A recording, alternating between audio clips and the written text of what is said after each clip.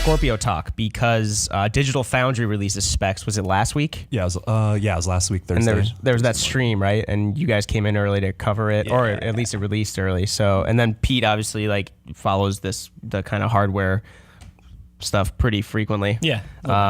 Callie, you a hardware person?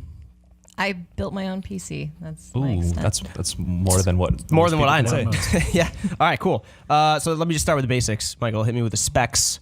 What is this like? I'm not gonna run down all the specs because that can get do every single one of them. Oh, okay. No, just kidding. Well, has an 8-core CPU, 2.3 gigahertz, based on Jaguar architecture. It's improved this time. They actually do have 6 teraflops for. In layman's terms, teraflops is just a measurement of how powerful something is graphically. And it seems that they're actually hitting that. They have 12 gigs of RAM on that, 8 dedicated to games, 4 for the dashboard. And I'm anticipating that's actually going to be a pretty big deal because, getting in and out of the Xbox dashboard can kind of be a pain. So if you dedicate RAM to that specifically, I imagine it would be smoother. I sure hope so, because that interface can be rough sometimes. Yeah. So that's and it's gonna have a vapor chamber cooling. You'll be vaping in your. This thing can vape. It's gonna.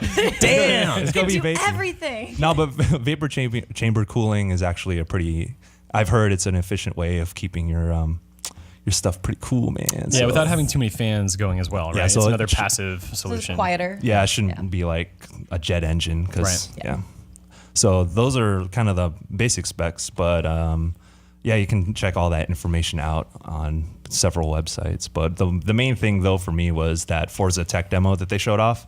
So they were showing off native 4K for a console, which I think is pretty impressive. It was running 60 frames per second. But you'll see a lot in the headlines, 4K 60 FPS, Scorpio is going to be so dope. But, it's just the Forza Tech demo. Other games are going to perform differently. So, saying that everything's going to be 60 FPS that's probably more. I'm willing to bet it's not going to be true. And this is also the Forza games are hard surface 3D models that are not as diverse in terms of textures and all the different layers of textures that go into handling lighting as something like an organic model would be, a scene full of hundreds of humans, right? Right. One car is very different than a lot of that. Yeah, they did in the demo they maxed out how many cars they could put on there to kind of stress test it a little bit.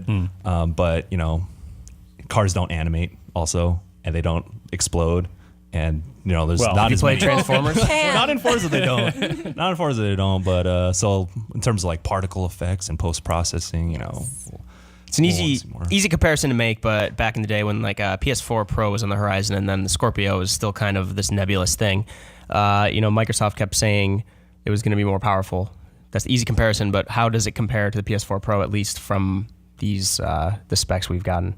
Well, it's about 40%. It's supposed to be about 43% more powerful than the PS4 Pro. So that was the expectation, that it was going to be more powerful than the PS4 Pro. So there's no surprise there. And, doing because PS4 Pro doesn't do native 4K, I don't believe.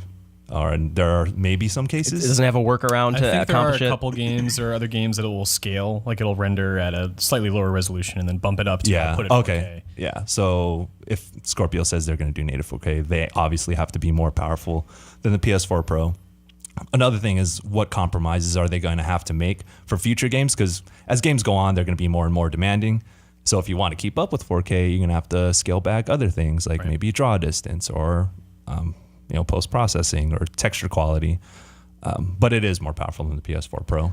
What does it mean for the cloud kind of, when they were running off the cloud, when they were showing off Crackdown 3 at first? Does the Scorpio mean anything for that, advancing that? Or could you do that off a normal Xbox One right now? That was a couple years ago. I mean, the cloud stuff is totally independent from the console in terms of processing power. Right. I mean, maybe they could try to do a glimmer of what they were showcasing with Crackdown 2, which was literally fully destructible environments in a multiplayer scenario, which is really crazy. The whole cityscape was just toppling over. Yeah, and not in a way that was pre-animated. It was all dynamic physics-driven stuff, which is nuts. Every little bit and piece of a building animating.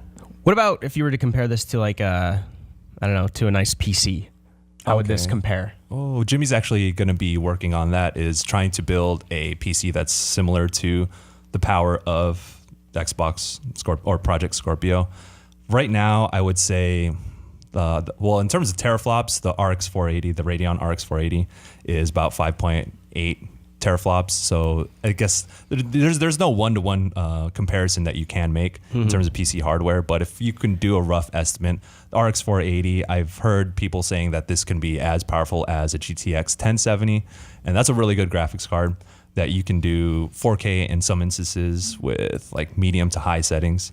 So if it's in that range, then it's a pretty beefy console. And we don't know the price yet, but what would a comparable PC, like what would that cost to build? Especially with that kind of graphics card. I think you could hit that for like $700 to $800 just on the PC alone, if you don't factor in because then operating system is going to cost $100. So if you don't consider that, like hardware alone, probably about $700 You're to not $800. including like monitor and keyboard and all that, but just that's all. The actual guts of the Yeah, PC. probably about $700 to $800. So. It's a good segue. I was actually going to kind of go around the table. We do have a GameSpot Q&A up on the site about what like a bunch of our editors and a couple of producers think about the price, what the price will be for the Scorpio, as it's not announced yet. And then I just wanted to ask you guys, Michael, what do you think it'll be? I said it's going to be $500 because if it's any cheaper, that hardware is actually like pretty damn dope. So I imagine it's going to be expensive to make. So if it's going to be less than $500, I would be surprised. That would be sweet because then that's cheaper for everyone else to buy. But I can't see it being any higher than $500 because then like who the hell is going to buy it? Like I could get when come holiday season, PS4 Pros are probably going to be, I'm not saying that they are going to, but it's likely that they'll have like a $50 price cut. So around $350 compared to this Scorpio that would be $500. Even that, thinking about that is a pretty wide gap and thinking, what console do I want to buy? So I can't see it any higher than $500, but this is pretty powerful hardware in the console space. So that's what I'm saying. You know what I'm saying? Callie, what about you? Yeah, I imagine it would be around 500. I think it was Jimmy in that Q&A was talking about the point of entry for PS3 was so high initially, but the value of what you were getting was actually really good. Like it was the cheapest Blu-ray player you could get at the time. And so I think just learning from that, consumers not understanding that right away at face value, I don't think it would go higher than that, just because even if a comparable PC would be $700 or $800 and if this was 500, people don't necessarily know that. And so I think it would be hard to convince people to pick this over, say, a PS4 Pro if it went any higher than 500. Pete, what about you? I don't know. I think the bigger question rather than the hardware is what Microsoft is really trying to do with this product. So right now the Xbox One S is $250. In my mind, there's absolutely no way they're going to double that price for a system that plays the exact same games, because then you're immediately saying to your customers like, well, I don't even know what that message would be. Like you're trying to retain like the most enthusiastic people, but Microsoft is not doing so hot in terms of retaining their audience or putting out great games. So what are they going to play on this system, right? But if you go up against the PS4 Pro and they're trying to win that audience back, hey, if they can go $400 and match that price, they might convince people and tip them over with the value that Callie was talking about. And it's fair, if you look in the past, like the history of gaming consoles, companies sell systems at a loss all the time. Yeah. So even if this costs $400 for them to make, they will lose that money to get consumers back because they make far more on software sales than they ever do on hardware. Yeah, so I'm saying 400. Yeah, I mean, they haven't. PS4 Pro has how many games that have like better versions on PS4 Pro? I mean, one of the first ones was Titanfall 2, and then I know Uncharted 4, the original The Last of Us, they were updating. Naughty Dog updated those for the PS4 Pro, but like you said, it's not immediately apparent, aside from upgraded hardware, what the Scorpio's wider objective is. You've got to buy a new TV. Yeah. I mean, what point is that 4K gaming if you don't have a 4K TV, right? Well, let me tell you about that. It's just really quick. So I think that for me, this is kind of important for people who are still on 1080p TVs, is that Scorpio is going to super sample your game.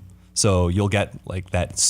So super sampling is a type of anti-aliasing. So it'll take a 4K image, and then it'll shrink it down to 1080p. So you'll get like sort of that pixel density that you would get in 4K, and then you like kind of condense it. Without so having to apply the anti-aliasing. Yeah, so it's going to look super fine. So that's what you can get. Like there's like, I'm not going to get a Scorpio, hook it up to a 1080p TV and like get no benefit. So there is that. Oh, of course, yeah. But I think if they're going to sell this thing for $500, like I think that's really speaking to an audience that is the high-end enthusiast, and they want to get the most out of this thing, the most that they can for their $500. If they're just getting a little bit better, not quite anti-aliasing, but anti-aliasing like effect, is that enough to spend another $250? Yeah. See, I don't know. That's the catch. That's what I'm not sure about. At this point, Michael, does it seem appealing to you? Do you think you're going to buy one day one? For me personally, no, because I don't really play anything on Xbox, man. Like everything that I want to play is either on PS4, and for multiplats, I play on PC because I have a fairly decent PC. But if I didn't have a console or this generation of consoles, I still don't know if I would make that jump just because of exclusives. But for my taste, I'm as much as I am into PC hardware and like the most swagged out PCs that we can like build. I mean, I don't care all that much about graphical fidelity, because when I think about the games that are important to me, they're all like independent games, like almost retro style 16-bit. So you don't need all that graphical fidelity for Undertale, Yeah, it's like one of my favorite games of all time. But show me some games, man. Like that's what I want, and I'm hoping that Microsoft makes a big splash in E3 and gives us a reason to, like, people who are on the fence about getting an Xbox or are interested in Scorpio but still don't need that reason to buy one. Show me something at E3, yo. Like, give me a reason to buy that. Yeah, it's like, as big of a Halo fan as I am, Halo 6 might not be enough to push me over the edge if they show it at E3. But you don't think they're going to? No, I'm agreeing with you. I'm saying saying no. That would be like the worst thing they could do is to hang their hat on a new Halo to sell this new console. That would just show how incredibly short-sighted this company is being, because that's not anything special. That's not the sort of thing that's going to get people to rally around a console when it hasn't worked this generation yet. Mm-hmm. Especially considering Scalebound's recent cancellation. Yeah. That was an exclusive. Crackdown 3, we don't know what the hell is going on with it, really. Well, especially with Scalebound, it was like it was an IP that was like new. It was something like really experimental and exciting. When you look at games like, Persona and Nier aren't new, but when you look at what those games are doing, it's so different than the status quo. Yeah. So if it's just Forza and Halo, I could care less. Yeah. I sent Jean-Luc a few screenshots earlier. They did just release dev kit prototype images of the Scorpio. It looks pretty good. See if you can throw those up now. But it looks kind of sort of like, it looks pretty similar to an S in the sense that, it's the pretty sleek white thing, but instead of the, I don't know what these, I don't know, Michael, what are we looking at here in terms of this front one? You look at an Xbox, man.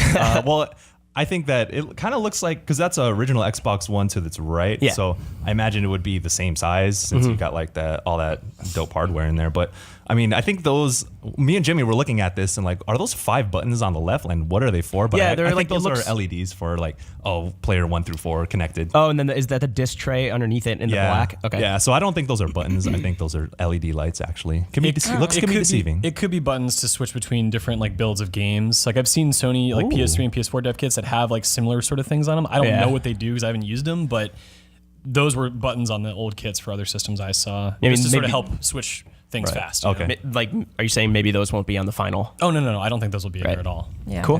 Yeah. It's an Xbox. It looks like an Xbox. So it's a nice looking system. Yeah. It's pretty. Microsoft just needs a better selection of games. That is the biggest hang up right now. Yeah. I mean, totally. The reason I still, because I was Xbox last generation primarily, and I play multiplayer games with my dad on Xbox. Like that's what, the reason I'm still on Xbox ever, because like I think the common complaint is like there's not enough games, but as far as multi-platinum stuff, like if all of your friends are on Xbox, you're going to stay on Xbox. But I don't think that's enough of a reason to go to Scorpio. Right, you could spend $200 on a refurbished Xbox One. Exactly. Yeah. Cool. Well, yeah. If anybody wants to know more in-depth info about the Xbox One or the Project Scorpio, we have 6 things you should know about Scorpio, which you wrote, Michael? Yeah, I wrote that and I voiced it. That's up on GameSpot. We're doing some comparisons to PS4 Pro and PC more in depth. You can go see all that on GameSpot and let us know what you think in the comments. And for those just joining us, we do have the Twitch and YouTube and GameSpot chats up here in the studio.